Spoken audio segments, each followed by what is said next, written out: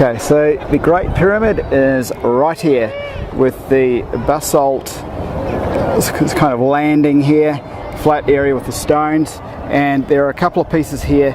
And the interesting thing is that there's a bit of a match up with the stone. So on here, if you look carefully, you can see the little straight lines going through, or straightish lines, and you can see them here. So just sort of following this up and through, and you can see the workmanship on the stone. And then this stone here has the cuts in it right here also, and in this case here you can still see the marks, the same marks within the stone here.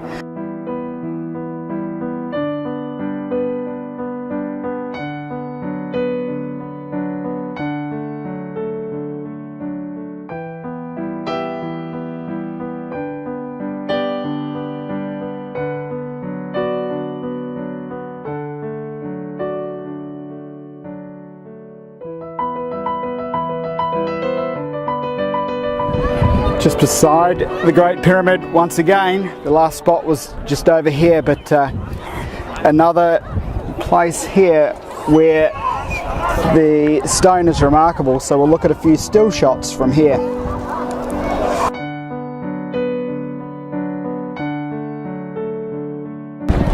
Okay, the Great Pyramid is right here, and with this stone here you have the workings right here, and also here, here and here. Just having a bit of a closer look through here and here. Now, just a bit of an idea. So through here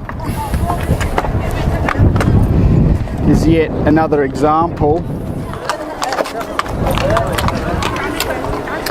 And in this case you can see the variation in line right here, and very definite like lines right through.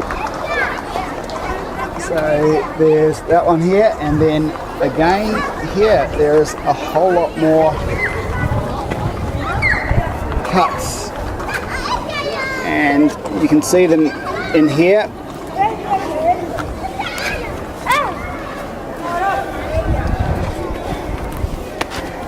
And again through here.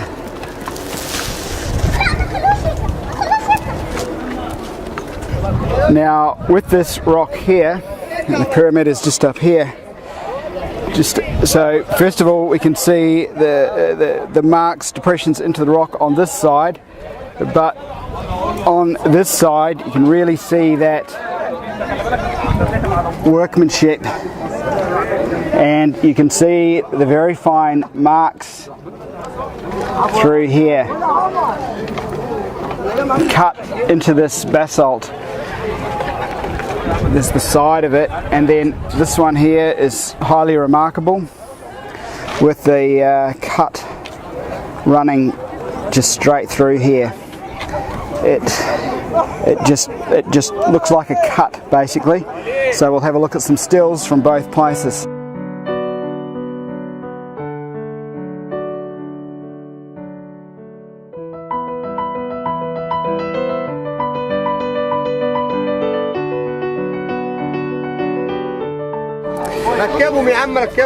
So one mark is right through here in that rock there, and again they just dotted around here, so more here, workings deep into the rocks. Okay. Sorry.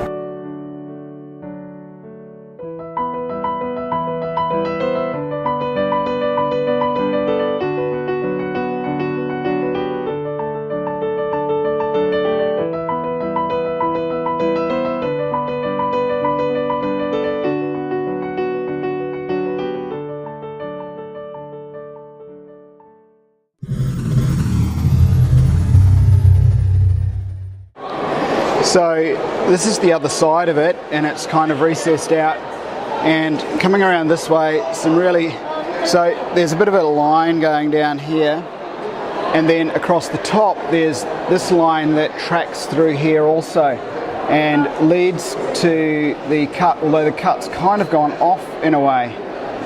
And here is yet a further look. Now, you can kind of see that it undulates along here, and if you touch it, it undulates also.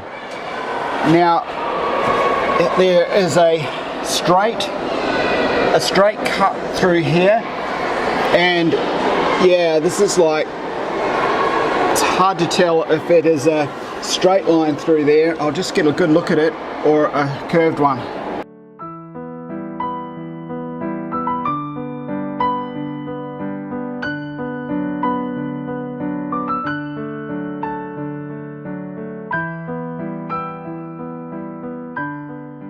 Okay, so it's just phenomenal, the amount of stuff within this museum. It's overwhelming, but right now within this case here, all sorts, that doorway again is so prominent, the Hathor type horns right here, and you have these pieces right here which look to be cogs for spindles, so really, really interesting stuff.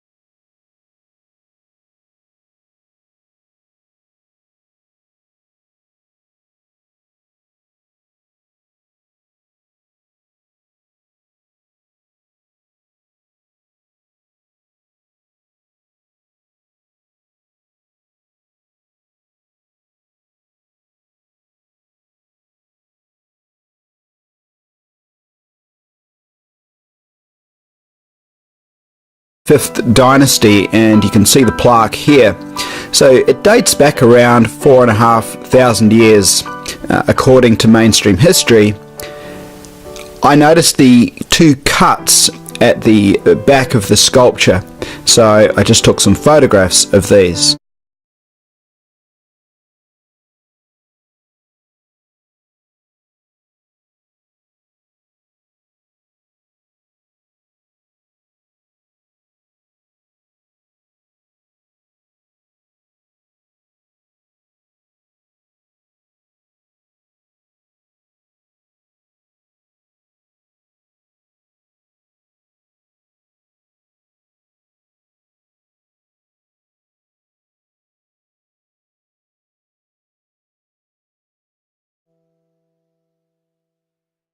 The Museum of Egyptian Antiquities in Cairo, Egypt is massive, so due to my own time constraints, I was almost running through the place to find this vase of schist, which wasn't that easy to find. So photographs, I've taken them through the glass. Now we can read the description for it. Vase of schist of unique form, intended to be mounted on a post and possibly intended to hold lotus flowers. First Dynasty, so we're talking around 5,000 or just over 5,000 years ago. First Dynasty, Saqqara, tomb of Sabu.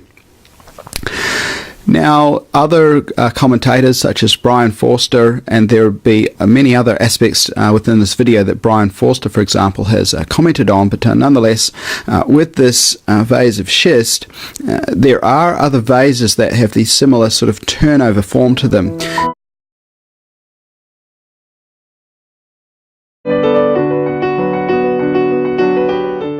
Now, with this vase in the museum, you can see that much of it has been sort of recreated, if you will, and that it's not like sort of perfect in form, if you will. It's not, you know, kind of machine-like as one might think it is if you look close up.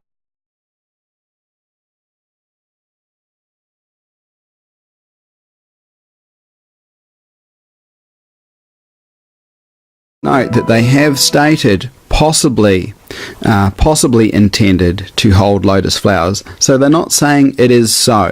They do state of unique form. So you can see the round bore kind of clearly there. You can also just to the side see it, just to the side also, right there and there.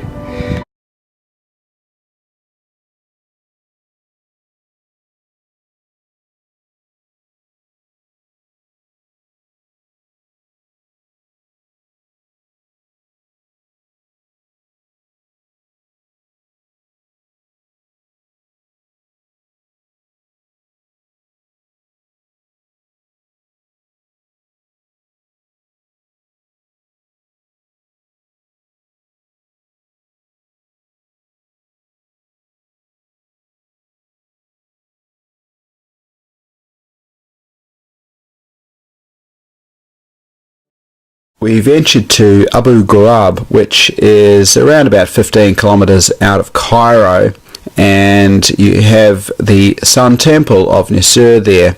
Now, there's a bit of a pyramid there, and around the area you have the bowls, the alabaster bowls, and the various markings on there suggestive of machine work. In this case, you can see that there's been a bore-like device going into this stone. So a really interesting place. I thought I'd basically show some various tools and signs of ancient technology and machine work. So I hope you've enjoyed.